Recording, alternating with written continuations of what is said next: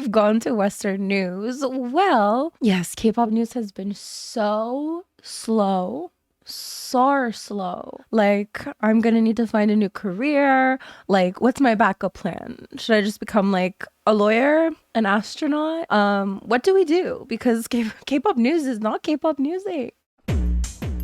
I was actually just scrolling through TikTok and someone was live streaming their TV, which, you know what, I'm not judging. And then I saw it just like, and the Grammy goes to, or whatever. I didn't even know what the subject was. I just scrolled, but I was like, wait a minute. What if it's for Chappell Roan? I don't know why I thought that. A live stream, right? So what are the chances it would be Chappell Roan? So I just scrolled back and then they just said Chappell Roan.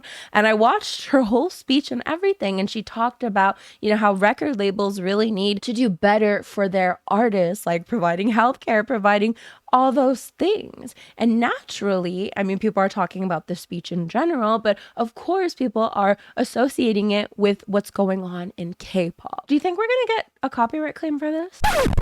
Actually, you know, NewJeans' new account, Jeans for Free, they actually posted Chappell Roan's speech to their stories. And I think we could see it in real time because I think the story is still up. So let's go through Jeans for Free stories. So here, the raccoon. And then as you can see, the story here, like the flaming heart.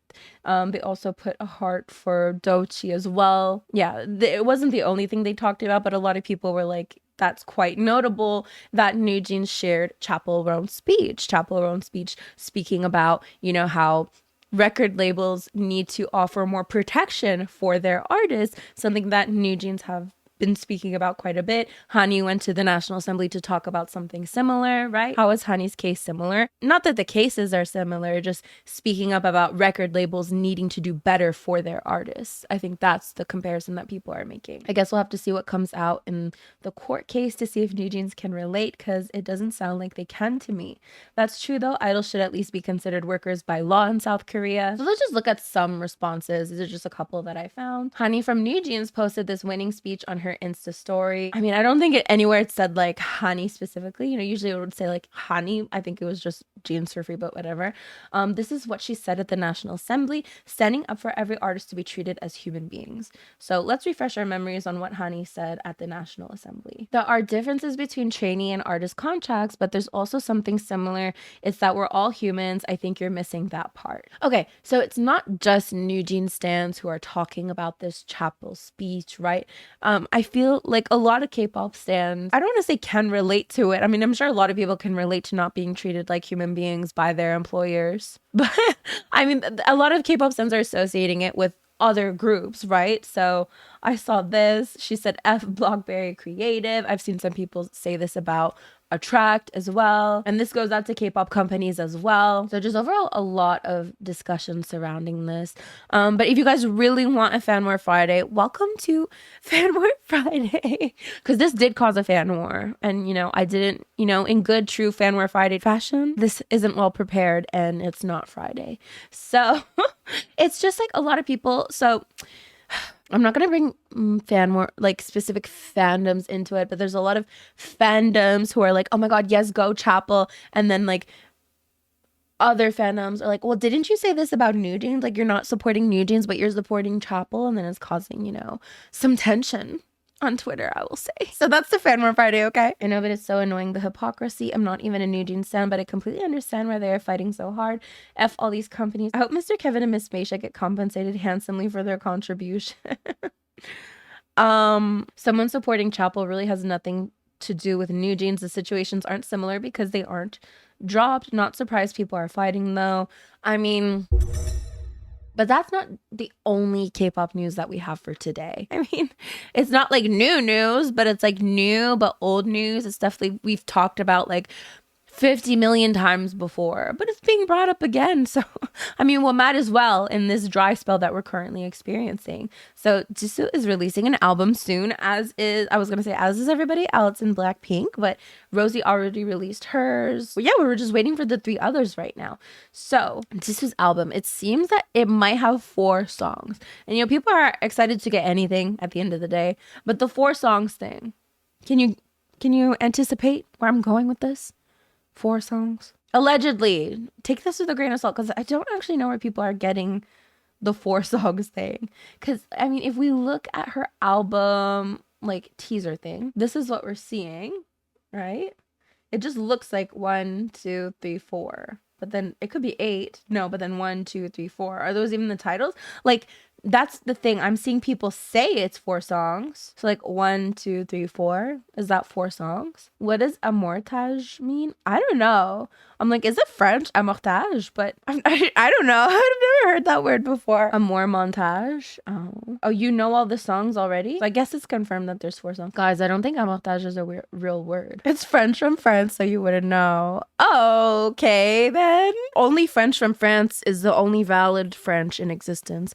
Anyone else who speaks French outside of France, you're not speaking real French, buddy. But here are some responses to this is 4 alleged songs. 2 more tracks than her debut solo, I guess. I mean, that's true, isn't it? Love you, Jisoo girl, but 4 tracks only? Are you kidding me? Like, 4? I know it's supposed to be mini, but this is micro. 1 single, 2 extra track, 3 single, English version, 4 single, instrumental version. Oh my god, that'd be so funny. 10 years in the industry and you have yet to release a full-length album. I beg, give us something with more than 7 tracks in it. Yeah, 4 tracks is so little. It's basically a surprise album. She is constantly working. How many songs you expect? You can get her out of YG, but you can't get YG out of her. But on that note, there's a lot of people who are like, what do you expect from her, and defending her? So let's read some of those as well.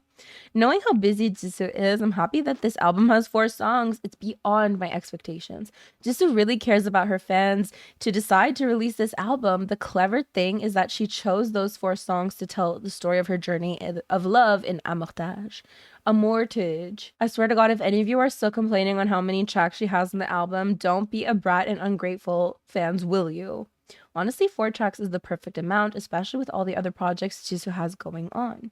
It's not Jisoo's fault if you don't know how many songs an EP can have to be considered in that category. Ask K-pop companies why they keep releasing albums with 8 to 10 tracks and calling them minis when they're considered full albums. 4 to 6 mini, 7 plus full, leave her alone. Y'all, especially Blinks, really need to keep updated with what Jisoo's been doing this past year. I swear to God, complaining about her number of tracks when she was clearly working on 3 acting projects, and even said she's currently working on a full album.